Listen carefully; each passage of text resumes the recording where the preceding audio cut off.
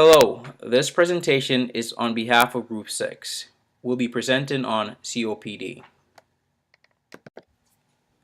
The objectives for today's presentation is that we're going to review a patient case, we're going to discuss the etiology, risk factors, pathophysiology, and complications of COPD. We're going to discuss signs and symptoms and diagnostic criteria for COPD, review pharmacological treatment in stable patients, and to discuss pharmacological and non-pharmacological treatment when you have an exacerbation. We're going to also design a treatment plan for a patient case. So our patient JD is a 70-year-old male with a history of COPD who presents to the ED complaining of productive cough, shortness of breath at rest, fatigue, and a fever which has been progressively getting worse over the past week.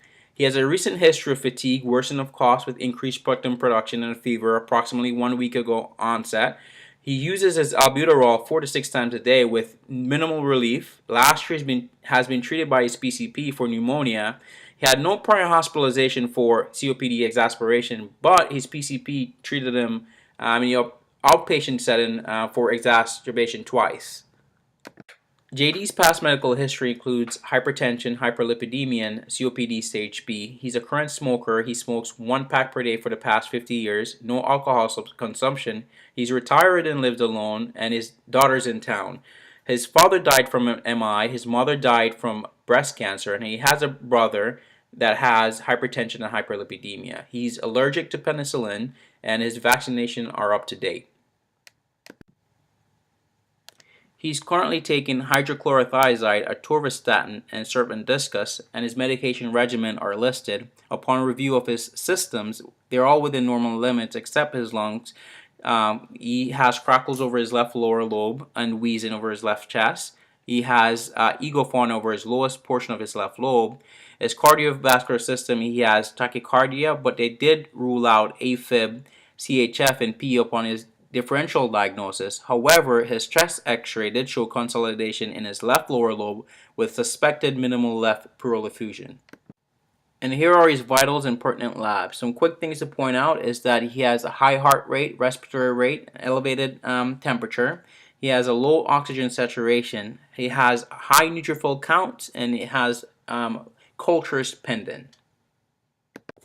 So here's a quick little test your knowledge. True or false? Smoking is a risk factor for developing COPD. So the correct answer is true. Smoking is a risk factor for developing COPD. COPD is a chronic inflammatory disorder of the airways that affects over 24 million Americans. According to the American Lung Association, it is the third leading cause of death in the United States. Interestingly, statistical data shows that deaths resulting from COPD are more common in women than in men. COPD is a commonly underdiagnosed disease state, and it is very often found when the disease is already advanced because the patients tend to not recognize or ignore the early warning signs. In 2010, COPD resulted in $29.5 billion in direct expenditures. The total costs incurred by COPD patients are approximately $6,000 higher than non-COPD patients, and the majority of these COPD expenditures are due to complications and hospitalizations, which of course include COPD exacerbations. This is why proper disease management and prevention of complications has such an impact in lowering medical costs. In this slide, we included a map showing COPD prevalence in adults by states for your reference. COPD is a complex syndrome, and the pathophysiology can be divided into 3 main stages. The first stage is airway inflammation. We know that COPD is characterized by chronic inflammation of the airways, the lung tissue, and the pulmonary blood vessels. Most of the time, this inflammation is a result of exposure to inhaled irritants such as tobacco smoke or other risk factors, which we will mention later on. This results in the activation of the inflammatory cascade that triggers the release of inflammatory mediators, which we all know, such as TNF-alpha, CRP, interleukins, fibrinogen, etc. As a result of the chronic inflammation, airway remodeling occurs, and it leads to structural changes, which would be the second stage. The biggest structural change is the narrowing of the airways, and it is mainly a result of buildup scar tissue from damage to the airways, multiplication of epithelial cells lining the airway, and peribronchial fibrosis. And then the third and last stage is mucociliary dysfunction. Chronic inflammation damages the mucociliary transport system, which is the system responsible for clearing mucus from the airways. In addition to this, pollutants enlarge the mucus glands that line the airway walls, leading to healthy cells being replaced by more mucus secreting cells. Both of these factors contribute to excess mucus production in the airways, which in turn results in worsening airflow.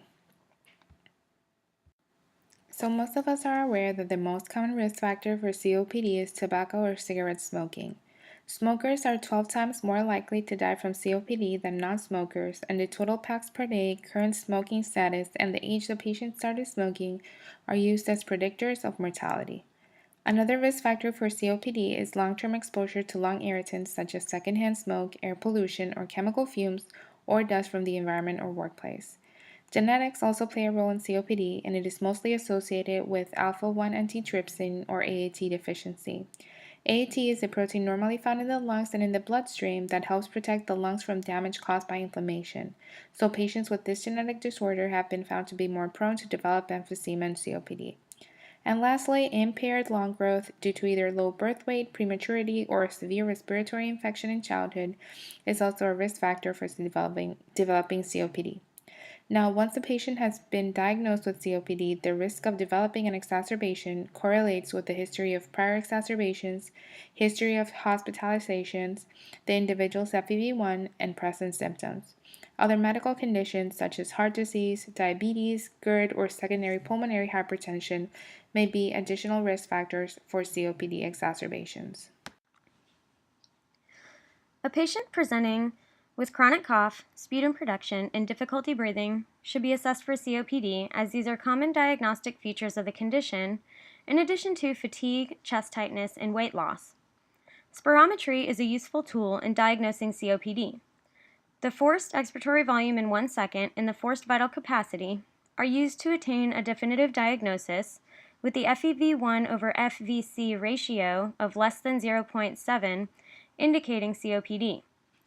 This technique is only useful in stable patients who are not experiencing an acute event. There are 4 groups of patients that are classified by the degree of airflow restriction, symptoms, and number of exacerbations.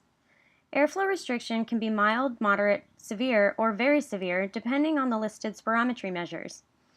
Symptoms are assessed using the COPD Assessment Test, or CAT, in the Modified Medical Research Council, or MMRC, questionnaires.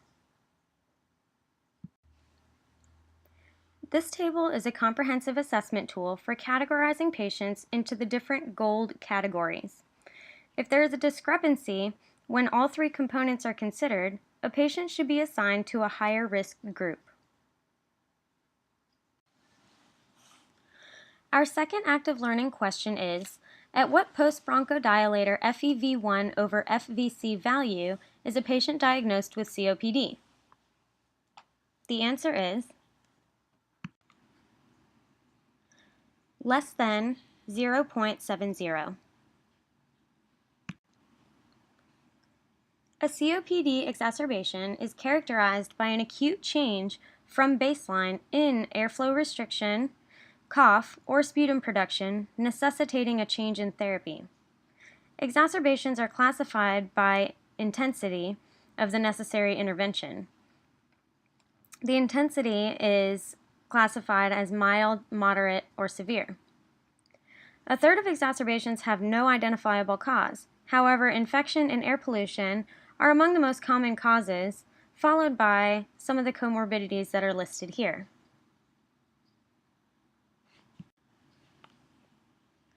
A patient who is experiencing an exacerbation will present with an acute change in the symptoms that I've just described, but may also experience extrapulmonary symptoms, including those listed here.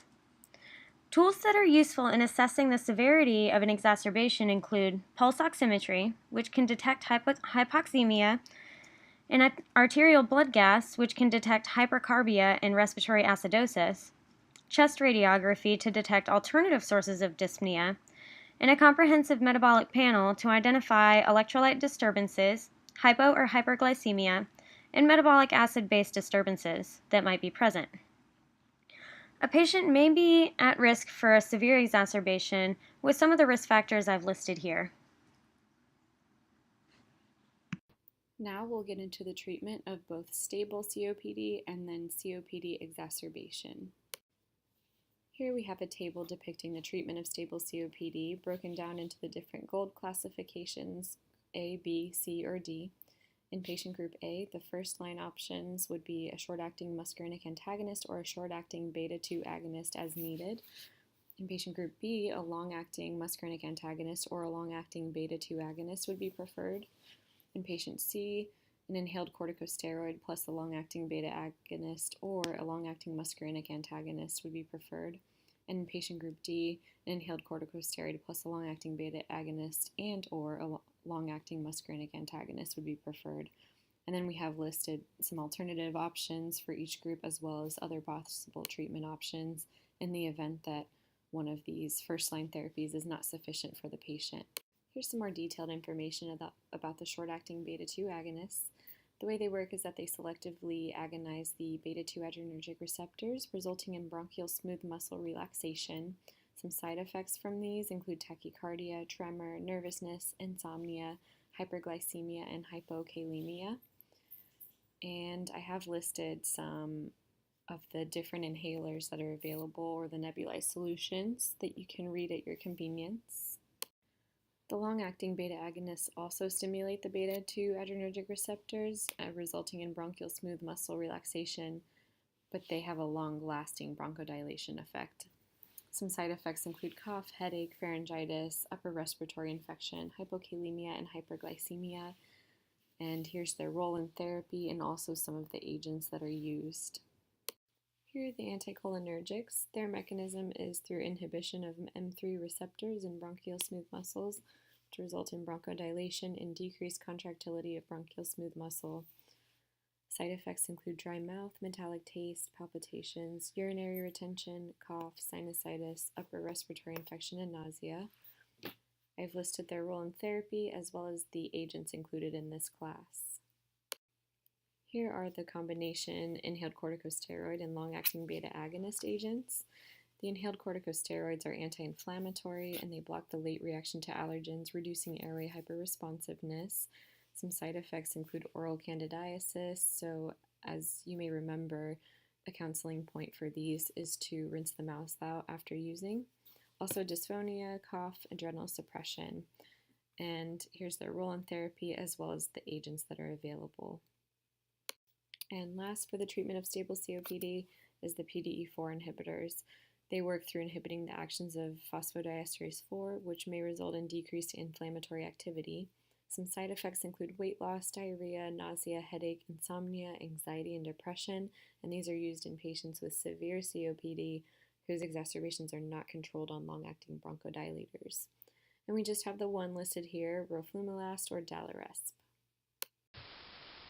Patients presenting to the ER for a COPD exacerbation should first be stabilized and then evaluated for either discharge for outpatient management or admitted to the hospital for inpatient management, either in the ICU or on a general medical floor.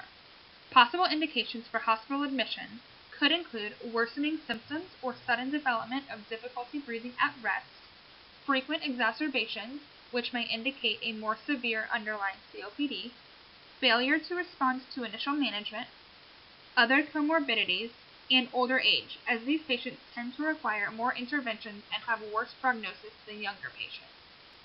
Patients may be a candidate for the ICU if they begin experiencing mental status changes, which may indicate hypoxia or hypercapnia, persistent or worsening hypoxemia with a PaO2 of less than 40, which indicates inadequate oxygenation, hemodynamic instability, which may require closer monitoring and the use of vasopressors or inotropes, respiratory acidosis, or mechanical ventilation. Prognosis after hospitalization for COPD exacerbation is poor, with a 5-year mortality rate of about 50%. Patients requiring inpatient management of their COPD exacerbation will require the use of a short-acting beta-2 agonist, such as albuterol, with or without the addition of a short-acting anticholinergic, such as ipratropium. We usually see the use of DuoNeb, which is a combination product of albuterol and ipratropium, which can be nebulized every 4 to 6 hours as needed. These patients should also be initiated on systemic corticosteroids to help decrease the inflammatory process that may be occurring in the patient's lungs, and also suppress the immune system if the exacerbation is due to environmental factors. Systemic corticosteroids shorten recovery time, improve lung function, and arterial hypoxemia. The most commonly studied steroid in literature for COPD exacerbations and the preferred agent is oral prednisone, 40 milligrams once daily for 5 days. However, the guidelines also say nebulized budesonide may be used as an alternative. However, it is more expensive. Patients may be candidates for antibiotics if they have the 3 cardinal symptoms, which include increase in dyspnea, increased sputum volume, and increased sputum purulence. They may be indicated for antibiotics if they have all 3 of these cardinal symptoms, or if they only have 2 symptoms with one of these being increased sputum purulence, or if the patient is started on mechanical ventilation, either invasive or non-invasive. If antibiotics are provided to the patient, the guidelines recommend empiric therapy with either an aminopenicillin, such as ampicillin or amoxicillin, with or without clavulanic acid, a macrolide, such as azithromycin, or a tetracycline, such as doxycycline, either PO or IV. For patients not responding to initial therapy, the guidelines recommend a second-line alternative agent of methylxanthine, such as theophylline or aminophylline, which may help with bronchodilation. However, these agents require close monitoring due to the narrow therapeutic index and risk for toxicity, including severe vomiting, tachycardia, agitation, and seizures. Patients with the COPD exacerbation should also be started on non-pharmacological therapy to ensure proper oxygenation and ventilation. Stable patients may be initiated on oxygen therapy via a nasal cannula or face mask, and the oxygen should be titrated to a target oxygen saturation of 88 to 92%, which will improve hypoxemia without providing too much oxygen, which may lead to acidosis, free oxygen radicals, and a pro-inflammatory response. Because of the risk of acidosis with oxygen therapy, patients should have their ABGs monitored throughout therapy, with the first arterial blood gas reading after 30 to 60 minutes of supplemental O2 use to ensure satisfactory oxygenation without carbon dioxide retention and acidosis. High-flow face masks for O2 supplementation may offer more accurate and controlled delivery of oxygen. However, patients generally prefer nasal cannulas. Patients with COPD exacerbations may require ventilator support either invasively or non-invasively, depending on their signs and symptoms. Patients with minor respiratory acidosis, such as a pH of less than or equal to 7.35 or a PaCO2 of greater than or equal to 45, and patients with severe dyspnea with signs and symptoms of muscle fatigue may benefit from non-invasive intubation, which would be a face mask attached to the ventilator. Patients that are experiencing respiratory arrest, loss of consciousness, hemodynamic instability, decreased heart rate, or life-threatening hypoxemia should have invasive intubation performed using an endotracheal tube to ensure proper oxygenation and ventilation of the patient. Before being discharged from a hospital, the healthcare team needs to ensure the patient has a proper understanding of their disease state and medications to help prevent the patient from getting readmitted for another COPD exacerbation. The patient should be educated on their current medication regimen, proper inhaler technique, the role and importance of their maintenance medication even when they do not experience symptoms, and how to take their antibiotics or steroids if they are being discharged on these agents. The team should also assess the patient's need for long-term home oxygen therapy and should schedule a follow-up or communicate with the physician the patient will be following up with to ensure a smooth transitions of care process. If the patient is a current smoker, they should be educated on the benefits of smoking cessation, and smoking cessation counseling should be provided if the patient requests, and all patients should receive their pneumonia vaccines and an annual flu shot. Active learning. True or false, methylxanthines such as theophylline and aminophylline, are alternative agents for the treatment of both stable COPD and in COPD exacerbations.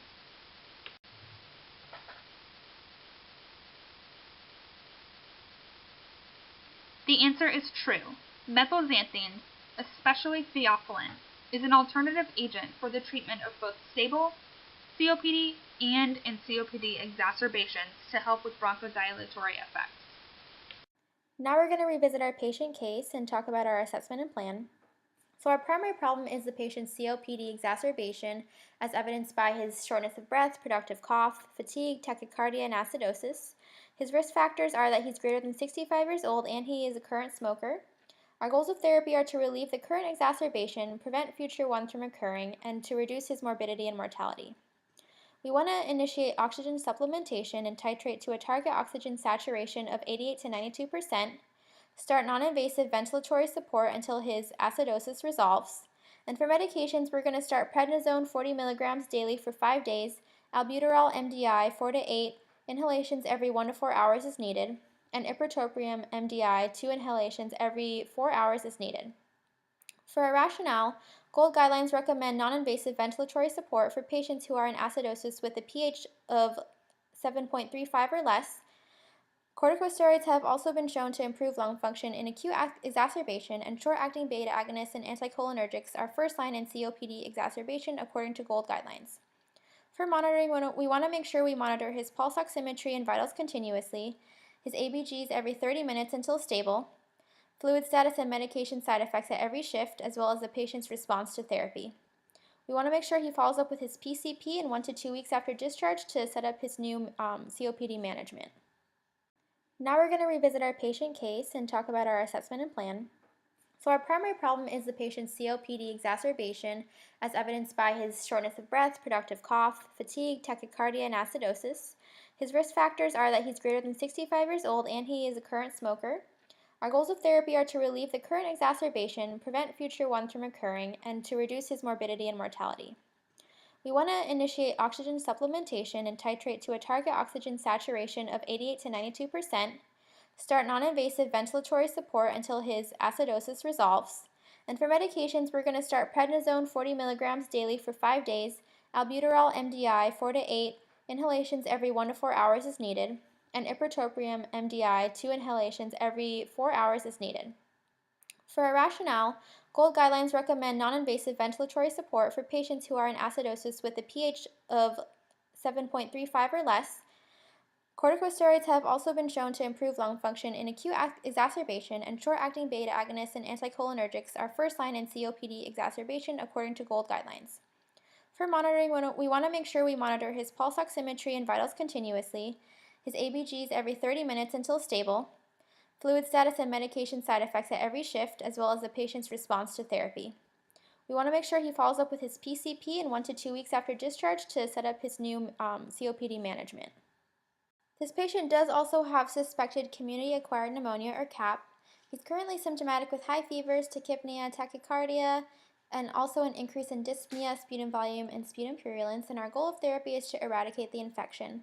We plan on initiating empiric coverage for CAP by starting levofloxacin 750 milligrams by mouth daily, and we plan on narrowing therapy once cultures return. We want to treat the patient for at least 5 days until he's afebrile for greater than 48 hours with no more than one CAP-associated sign.